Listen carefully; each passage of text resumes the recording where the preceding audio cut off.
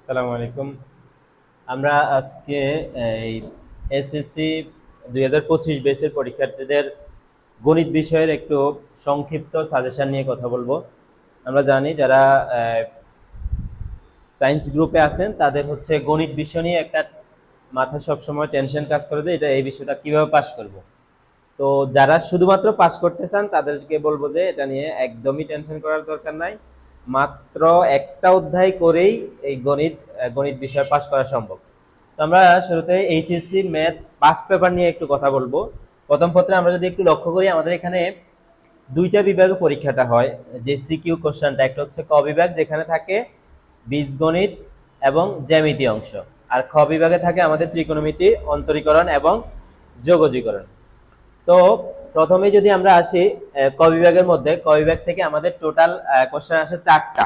আমরা জানি টোটাল আমাদের 8টা কোশ্চেনের মধ্যে 4টা কোশ্চেনে আসে ক বিভাগ থেকে এবং বাকি 4টা কোশ্চেন আসে খ বিভাগ থেকে। তো ক বিভাগ থেকে আমরা যদি দেখি বীজগণিতে আমাদের যে অংশটা আছে সেটা হচ্ছে শুধুমাত্র একটা অধ্যায়, সেটা হচ্ছে ম্যাট্রিক্স এবং নির্ণায়ক। ম্যাট্রিক্স নির্ণায়ক থেকেই আমাদের এই একটা অধ্যায় থেকেই দুইটা কোশ্চেন চলে আসে। আর বাকি হচ্ছে ক বিভাগের বাকি অংশ সরলরেখা থেকে একটা এবং বীজগণিত থেকে একটা। অনেক সময় এই জ্যামিতি অংশটা কম্বাইন্ড থাকে, অর্থাৎ সরলরেখা এবং বৃত্ত অধ্যায়, যেটা আমাদের এই দুইটা অধ্যায়ের প্রশ্নগুলো কিছুটা কম্বাইন্ড থাকে। তো সেক্ষেত্রে আমরা যারা শুধুমাত্র পাস করতে চাই তাদেরকে আমি বলবো শুধুমাত্র আপনারা বীজগণিতটা আগে শেষ করবেন, অর্থাৎ ম্যাট্রিক্স এবং নির্ণায়ক। এই একটা অধ্যায় যদি ভালোভাবে করা হয় তাহলে আমরা নিশ্চিতভাবে পাস। এবং এখান থেকে আমরা যদি খেয়াল করি, এখানে হচ্ছে আমাদের দুইটা অঙ্কের মধ্যে 20 মার্ক, পাশাপাশি আরো কমপক্ষে 5টা এমসিকিউ থাকে এখান থেকে। তো আমরা সেক্ষেত্রে মিনিমাম 25 মার্ক এখান থেকেই পাবো।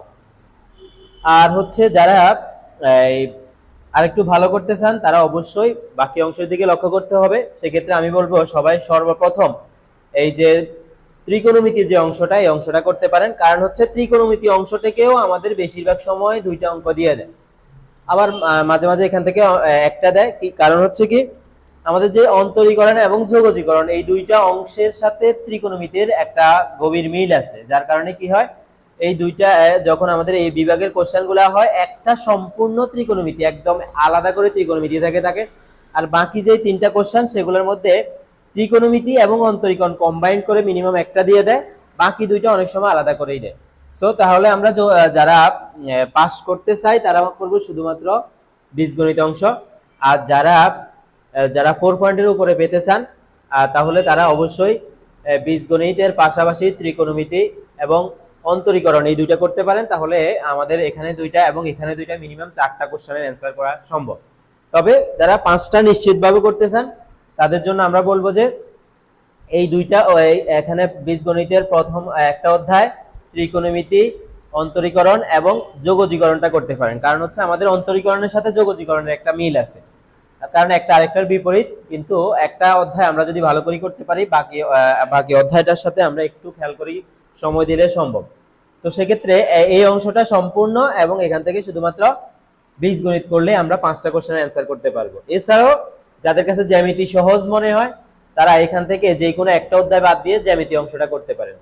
তাহলে আমাদের টোটাল কথা হচ্ছে পাশের জন্য শুধুমাত্র বীজগণিত, আর যারা পাশের চেয়ে একটু ভালো করতে চান তারা বীজগণিতের পাশাপাশি ত্রিকোণমিতি, যারা আরো ভালো করতে চান অর্থাৎ এ প্লাস পেতে চান তারা বীজগণিত, ত্রিকোণমিতি, অন্তরীকরণ এবং যোগজীকরণ করতে পারেন। তো আজকে এই পর্যন্তই, ধন্যবাদ।